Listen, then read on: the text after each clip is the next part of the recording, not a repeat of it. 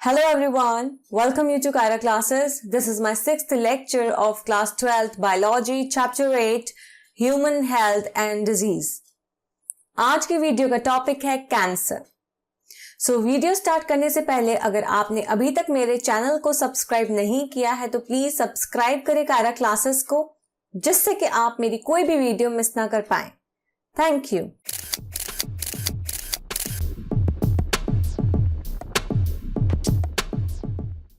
Start करते हैं आज की वीडियो. कैंसर एक नॉन इन्फेक्शियस डिजीज है. इसका मतलब कि ये एक पर्सन से दूसरे पर्सन में नहीं फैलती है. हमारी जो बॉडी है उसमें सेल ग्रोथ और सेल का डिफरेंशिएशन काफी कंट्रोल्ड और रेगुलेटेड रहता है.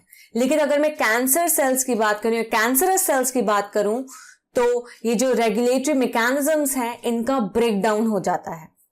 अब जैसे कि सपोज नॉर्मल सेल्स हैं तो वो अपनी एक प्रॉपर्टी शो करते हैं. कौन सी प्रॉपर्टी? अब जैसे कि वो एक दूसरे के कांटेक्ट में आएंगे नॉर्मल सेल्स तो वो ग्रो करना बंद कर देते हैं. लेकिन इसका बिल्कुल ऑपोजिट होता है कैंसरस सेल्स में. कैंसरस सेल्स ये प्रॉपर्टी शो नहीं करते हैं या ये प्रॉपर्टी लॉस्ट कर देते हैं.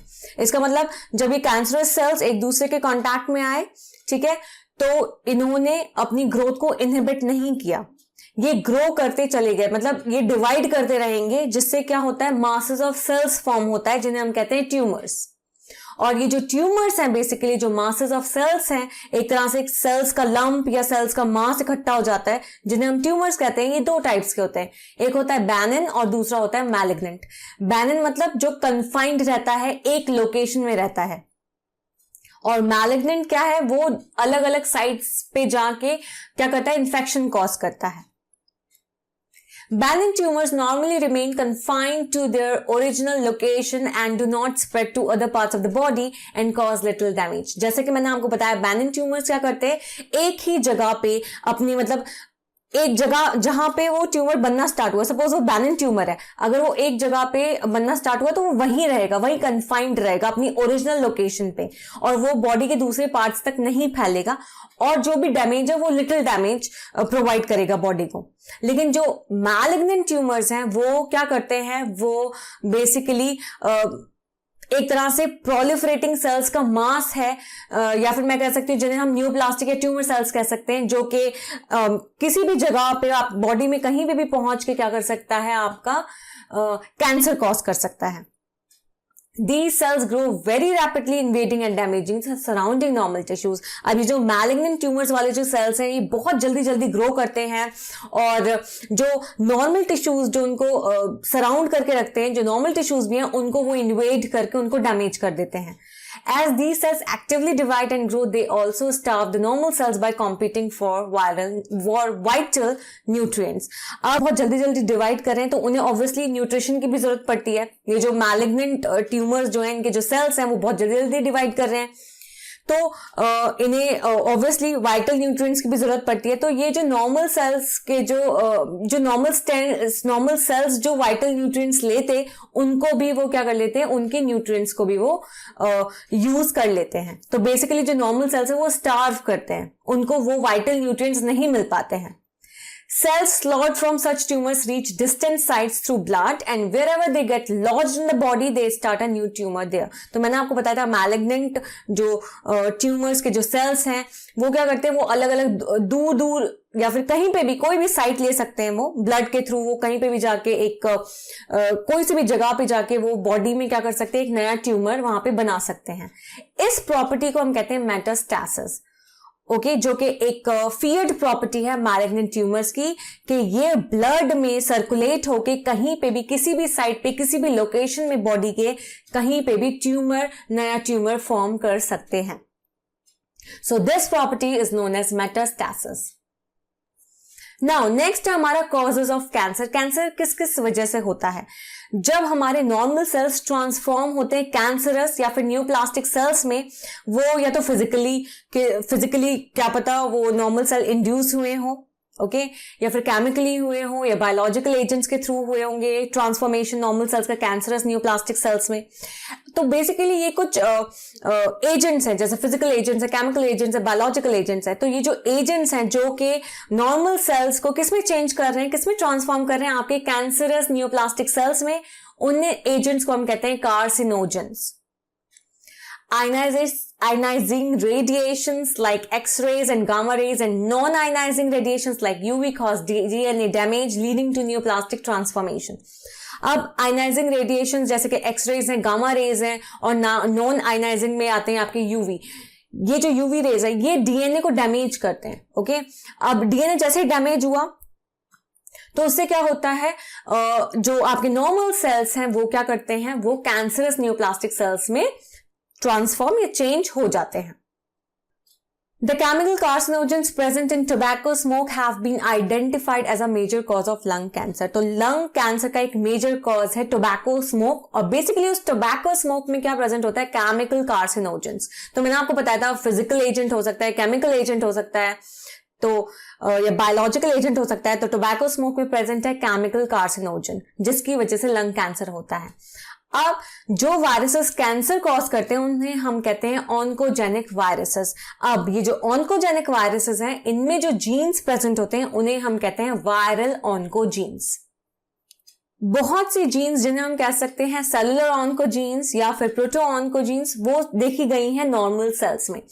और ये भी देखा गया है कि अगर ये सेलुलर ऑन्कोजीन्स या प्रोटो ऑन्कोजीन्स जो है एक्टिवेट हो जाए कुछ कंडीशंस के अंडर, या कुछ कंडीशंस में अगर ये एक्टिवेट हो जाती है जीन्स, तो इससे क्या हो सकता है, सेल्स का ऑन्कोजेनिक ट्रांसफॉर्मेशन हो सकता है। मतलब जो नॉर्मल सेल्स हैं वो कैंसरस सेल्स बन सकते हैं। सो प्रोटो ऑन्कोजीन्स जब कन्वर्ट हो गया आपका ऑन्कोजीन्स में, तो वो क्या कॉज कर सकता है, आपका कैंसर कॉज कर सकता है। सो नेक्स्ट हमारा कैंसर डिटेक्शन एंड डायग्नोसिस। जितना जल्दी हम कैंसर को डिटेक्ट कर ले उतना ही बेनिफिशियल होगा उसको ट्रीट करना। Cancer detection is based on biopsy and histopathological studies of the tissue and blood and bone marrow test for increase cell counts in the case of leukaemia. Leukaemia के case में या blood cancer के case में cancer को detect कैसे किया गया था, बायोप्सी के through, histopathological studies, tissue sample ले लिया, ब्लड सैंपल ले लिया, बोन मैरो टेस्ट किया, उससे पता चला कि हाँ सेल काउंट्स इंक्रीज हो गए। तो इसके थ्रू हम कैंसर को डिटेक्ट कर सकते हैं ल्यूकीमिया के केस में। बायोप्सी में सस्पेक्टेड टिश्यू का पीस जो है वो थिन सेक्शंस में कट किया जाता है, फिर उसको स्टेन किया जाता है, फिर उसको माइक्रोस्कोप में उसकी स्टडी की जाती है, उसको एग्जामिन किया जाता है। तो इसको हम बोलते हैं हिस्टोपैथोलॉजिकल स्टडीज, और ये कौन करता है, पैथोलॉजिस्ट। टेक्निक्स जैसे रेडियोग्राफी है जिसमें एक्सरेज को यूज किया जाता है, सीटी है, computed tomography and MRI, magnetic resonance imaging, ये सारे के सारे टेक्निक्स जो हैं वो जो इंटरनल ऑर्गन्स में अगर कैंसर को डिटेक्ट करना है तो उसमें यूज किए जाते हैं। और इसमें सबसे सेफेस्ट है आपका MRI, magnetic resonance imaging. Computer tomography uses X-rays to generate a 3D image of the internals of an object. Computer tomography X-rays को यूज करता है जिससे 3D इमेज बनती है जो ऑब्जेक्ट के इंटरनल्स हैं उनकी। MRI uses strong magnetic fields and non-ionizing radiations to accurately detect pathological and physiological changes in the living tissue. जबकि मैग्नेटिक रेजोनेंस इमेजिंग जो है वो स्ट्रॉन्ग मैग्नेटिक फील्ड्स और नॉन आयनाइजिंग रेडिएशंस को यूज करते हैं जिससे वो डिटेक्ट कर सके जो भी लिविंग टिश्यू में फिजियोलॉजिकल चेंज हो रहा है उसको। तो इसमें नॉन आयनाइजिंग रेडिएशंस हैं, तो ये आपका सबसे सेफेस्ट टेक्निक होता है MRI. Antibodies against cancer specific antigens are also used for detection of certain cancers. Cancer specific antigens के अगेंस्ट जो एंटीबॉडीज है, तो ये जो एंटीबॉडीज है ये भी कुछ कैंसर्स को डिटेक्ट करने में यूजफुल होती हैं। Techniques of molecular biology can be applied to detect genes in individuals with inherited susceptibility to certain cancers. अगर सपोज पेरेंट्स से कोई जीन आ रहा है जो कि कैंसर कॉज कर सकता है, तो उस केस में क्या होगा, मॉलिक्यूलर बायोलॉजी टेक्निक्स यूज की जाएंगी जिससे हम उन जीन्स को डिटेक्ट कर सकें जो कि कैंसर कॉज कर सकती हैं। Identification of such genes which predispose an individual to certain cancers may be very helpful in prevention of cancers. और उन genes को अगर हम identify कर लेंगे तो क्या हो सकता है, हम cancers से बच सकते हैं. Such individuals may be advised to avoid exposure to particular carcinogens to which they are susceptible. अब ऐसे individuals को advice दी जाती है कि वो कुछ carcinogens से बच के रहें जिनसे वो susceptible हो. Example जैसे tobacco smoke in case of lung cancer. Now next है हमारा treatment of cancer. कैंसर को किस तरह से treat कर सकते हैं. Common approaches for treatment of cancer are surgery, radiation therapy and immunotherapy.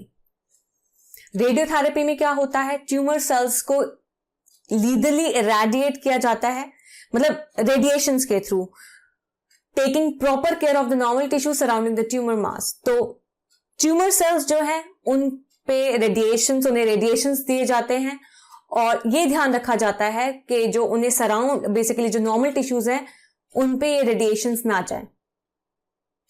Several chemotherapeutic drugs are used to kill cancerous cells. बहुत से कीमोथेराप्यूटिक ड्रग्स होते हैं वो यूज किए जाते हैं कैंसर सेल्स को किल करने के लिए. Some of these are specific for particular tumours. इनमें से कुछ जो होते हैं वो पर्टिकुलर ट्यूमर्स के लिए स्पेसिफिक होते हैं. Majority of drugs have side effects like hair loss, anaemia etcetera. अब बहुत से ड्रग्स में साइड इफेक्ट्स देखे जाते हैं जैसे बालों का गिरना, एनीमिया, मतलब खून की कमी, ये सब. Most cancers are treated by combination of surgery, radiotherapy and chemotherapy. बहुत से कैंसर्स को आप ट्रीट कर सकते हो सर्जरी, रेडियोथेरेपी और कीमोथेरेपी के कॉम्बिनेशन के साथ. Patients are given substances called biological response modifiers such as alpha interferon which activate their immune system and help in destroying the tumor. कुछ पेशेंट्स को कुछ सब्सटेंसेस दिए जाते हैं जिन्हें हम कहते हैं बायोलॉजिकल रिस्पॉन्स मॉडिफायर. ठीक है, जैसे कि अल्फा इंटरफेरॉन इसका एग्जाम्पल है, जो कि इम्यून सिस्टम को एक्टिवेट कर देता है और फिर क्या करता है, ट्यूमर को डिस्ट्रॉय करता है. सो आज की वीडियो में हमने कंप्लीट कर लिया है कैंसर. आई होप आपको वीडियो समझ में आई हो. नेक्स्ट वीडियो में हम पढ़ेंगे drug and alcohol abuse. Thank you for watching and please subscribe my channel for more videos. Thank you.